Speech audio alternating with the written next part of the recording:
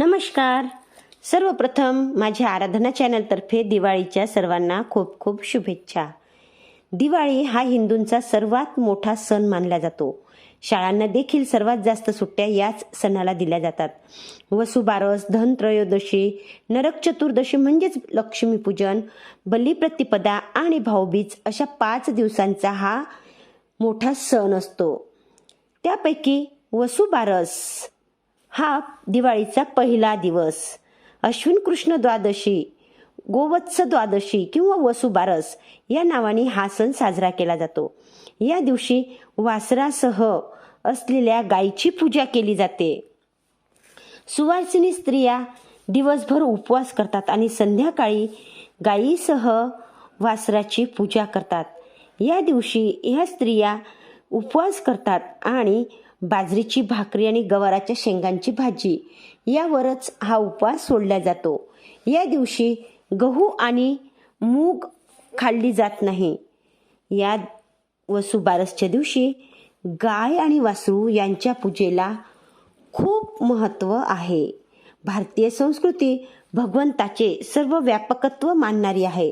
जड, चेतन, चराचर सकल सृष्टीमध्ये ती परमात्मा तत्वाचा विकास पाहते आणि म्हणून जीवनाच्या विकसन परंपरेत ती केवळ मानवतेपर्यंतच थांबून राहत नाही. सर्वभूतही ते रतः हा तिचा आदर्श आहे. म्हणजेच प्राणीमात्रावर प्रेम करणे हा तिचा दृष्टिकोन आहे. प्राणीमात्रात जर भगवान वसत असेल तर त्याच्यावर दया कशी होईल, प्रेम होईल. भगवंतावर प्रेम करायचे किंवा त्याची पूजा करायची. भारतीय संस्कृतीच्या दृष्टीने मानवाच्या हृदयात प्राणीमात्राबद्दल आदर असला पाहिजे.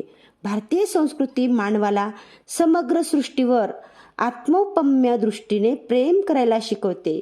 समग्र प्राणीसृष्टीवर प्रेम करण्याची मानवाची असमर्थता, मर्यादा व अशक्यता लक्षात घेऊन आपल्या ऋषी मुनींनी प्राणीसृष्टीचे प्रतीक म्हणून गायीवर प्रेम करण्याचा आदेश दिला. पृथ्वीच्या धारणेत गायीचा फार मोठा भाग आहे. गाय, ब्राह्मण, वेद, सती, सत्यवादी, निर्लोभी व दानवीर ह्या 7 लोकांमुळे पृथ्वीचे धारण होते.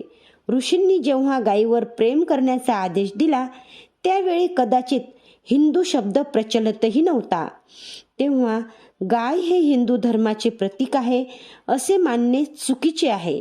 मानवाच्या मानवतेवर, सृष्टीवर प्रेम करण्याच्या हिमतीतच गोपूजेचा परिचय मिळतो.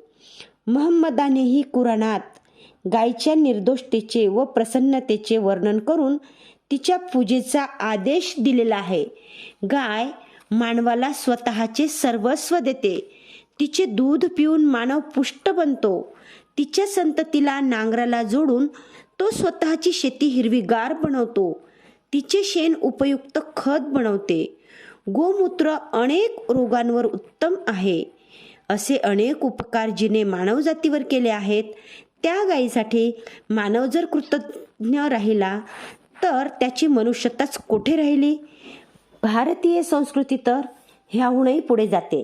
तिला गायीकडे पाहण्याची केवळ उपयुक्ततेची दृष्टी मान्य नाही. गाय जर केवळ तिची उपयुक्तताच पाहून पाळायची असेल तर जेव्हा ती निरुपयोगी बनते तेव्हा कसाई कहाण्याकडे पाठवताना माणूस हिचकणार नाही.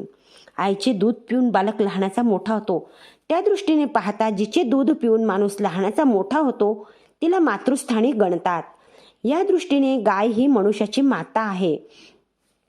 आई ही उपयोगी अथवा अनुपयोगी असो नेहमी पूज्य आहे. वाघ, सिंह स्वतःच्या पोषणासाठी गायीला मारतात तर मानव स्वतःच्या पोषणासाठी गायीला पाळतो, पोसतो, पूजतो. यातच मानवाची विशेषता आहे. दुसऱ्या प्राण्यातील मादीचे दूध पिऊन लहानाचे मोठे होणारे केवळ मानव संतानच आहे. ह्यात मानव बुद्धीचे कौतुक आहे. तसेच जिचे दूध पिऊन स्वतः लहानाचा मोठा होतो तिला आईच्या पूज्यस्थानी लेखण्यात त्याच्या हृदयाच्या विकासाचा परिचय होतो. भारतीय संस्कृतीने गायीशी स्वजनासारखा संबंध जोडला आहे. ह्या संस्कृतीच्या छायेत वाढलेल्या मानवाला जेवायला बसण्यापूर्वी गोठ्यात बांधलेली गाय आठवते. तिला घास घातल्यानंतर स्वतः जेवायला बसतो. आजही अजून कितीतरी कुटुंबात गोग्रास काढण्याची प्रथा आहे. मला भूक लागते तशी गायीलाही भूक लागते, तिलाही तहान लागते.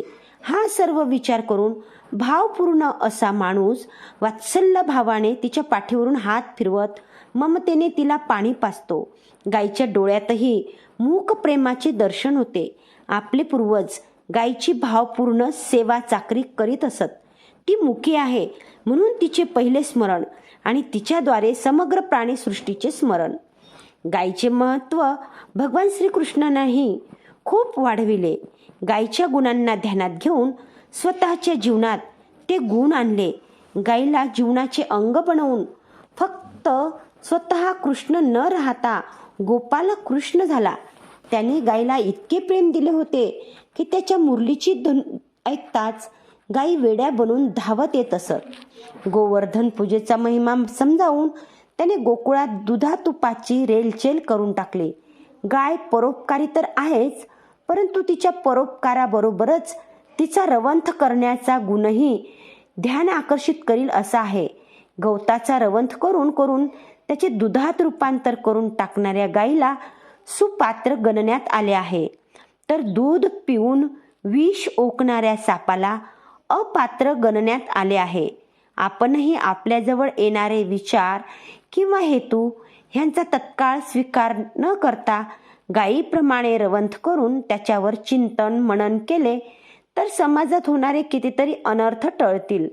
तसेच रवंथ करून बाहेर पडलेले विचार आपल्यासाठी तसेच समाजासाठी शुभदायी व पुष्टीदायी बनतील. गायीबरोबरच्या ऐक्याला आपल्या पूर्वजांनी किती महत्त्व दिले होते हे आपल्याला ह्या श्लोकावरून स्पष्ट होते.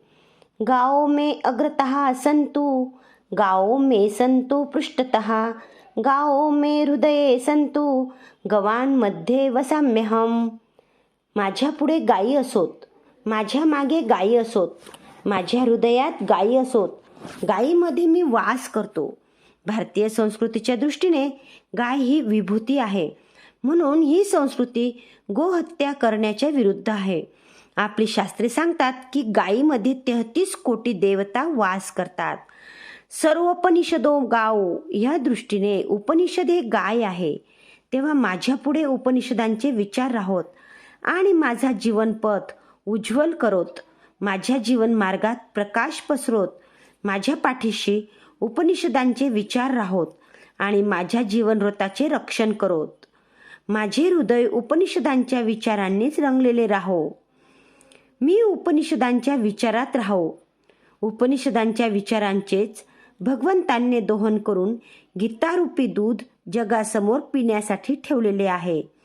सर्वोपनिषदो गावो दोग्धा गोपालनंदनः, पार्थो वत्स सुधीर भोक्ता, दुग्धम गीतामृतम महत्.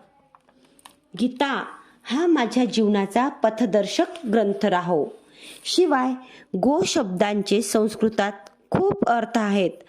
विना गोरस को रसो भोजनेषु, म्हणजे गाईच्या दुधापासून जे पदार्थ बनतात त्याच्याशिवाय जेवणात काय रस आहे. विना गोरस, गोरस याचा अर्थ दूध दही तूप.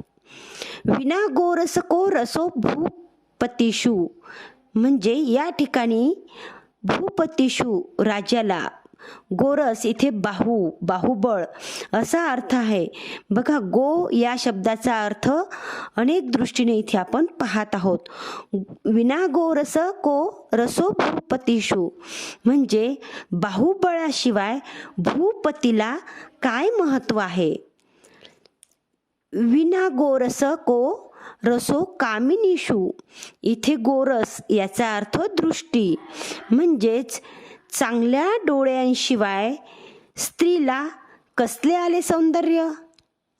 विना गोरस को रसोही द्विजेषु, म्हणजे गोड वाणीशिवाय द्विजाला काय अर्थ आहे. अशा दृष्टीने गोपूजा ही आपल्या जीवनात खूप महत्त्वाची ठरते. तेव्हा वसुबारसेच्या दिवशी सुद्धा गोपूजेला एवढेच महत्त्व दिले जाते. तेव्हा गोबारसेच्या म्हणजेच वसुबारसेच्या अनेक शुभेच्छा. जय गजानन.